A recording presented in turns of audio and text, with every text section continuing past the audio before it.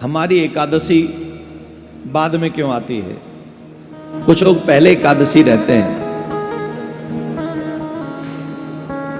जिस एकादशी को हम लोग नहीं रहते, ध्यान से सुनना, आज वही एकादशी है जो हम नहीं रहते। आज है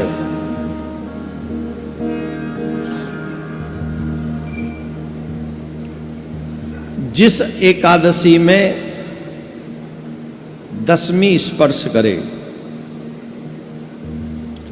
एक बात समझ लीजिए, जो मनुष्य एकादशी व्रत तो सब लोग रहते हैं, लेकिन शास्त्रों में कहते हैं कि कई लोग व्रत करने वाले ऐसी गलती कर बैठते हैं जो वही एकादशी का व्रत उन्हें नरक ले जाता है। वही एकादशी का व्रत उन्हें नरक में ले जाता है। इसलिए व्रत तो करना चाहिए, पर शास्त्र अनुसार करना चाहिए। सोच समझ के एकादशी का व्रत करना चाहिए। शास्त्रों में कैसे एकादशी का व्रत करना चाहिए, कौन सी एकादशी का व्रत करना चाहिए, इसका स्पष्ट निर्देश है। स्मारत और वैष्णव एकादशी दो होती हैं।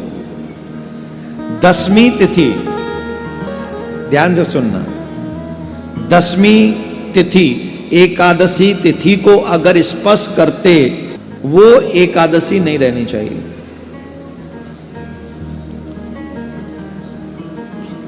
आपने देखा होगा, मोस्टली कई बार ऐसा होता है कि दसवीं में एकादशी प्रारंभ होती, स्पर्श हो जाता दोनों का।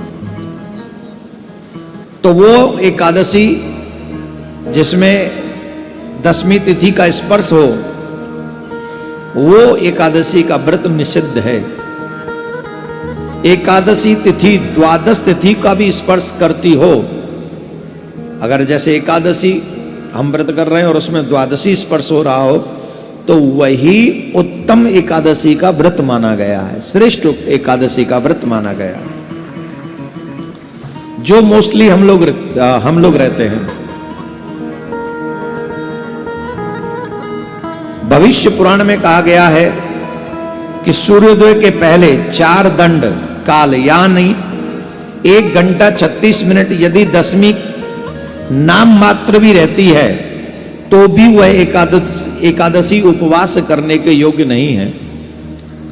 स्कंद पुराण में है, उमा महेश्वर संवाद में ऐसा वर्णन आता है, जो दसवीं युक्त एकादशी करता है वो निश्चय ही नरक जाने की इच्छा करता है।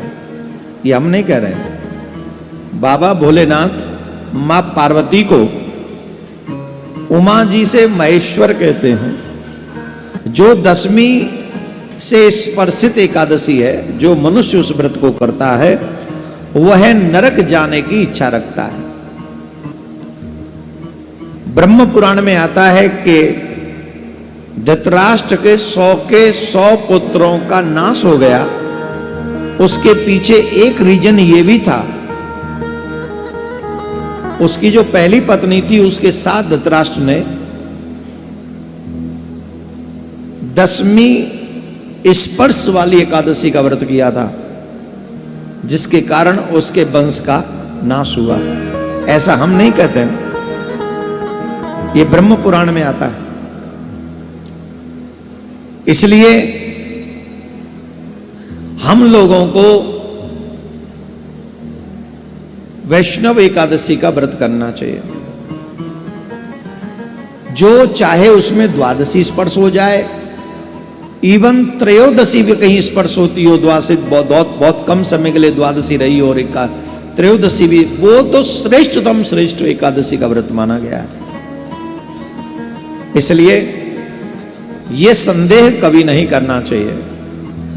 और जो शास्त्र 3 पुराणों का वर्णन किया मैंने आपके आगे इसमें, इसलिए आप हमेशा कंफ्यूजन में रहने वाले लोगों को चाहिए कि वह हमारे फेसबुक पेज इत्यादि को लाइक कर लें। उस पर पहले डाल दिया जाता है, यूट्यूब वगैरह पे भी डाल दिया जाता है। ट्विटर पे तो शायद नहीं डलता है मुझे नहीं पता, पर फेसबुक पे डलता है, ये मुझे पता है। तो आप लोग सारे सोशल मीडिया में जितने भी सोशल मीडिया स्टेज हैं, पेज हैं, उन सबको लाइक करके इन सब धर्म के कार्य को आगे बढ़ाएं।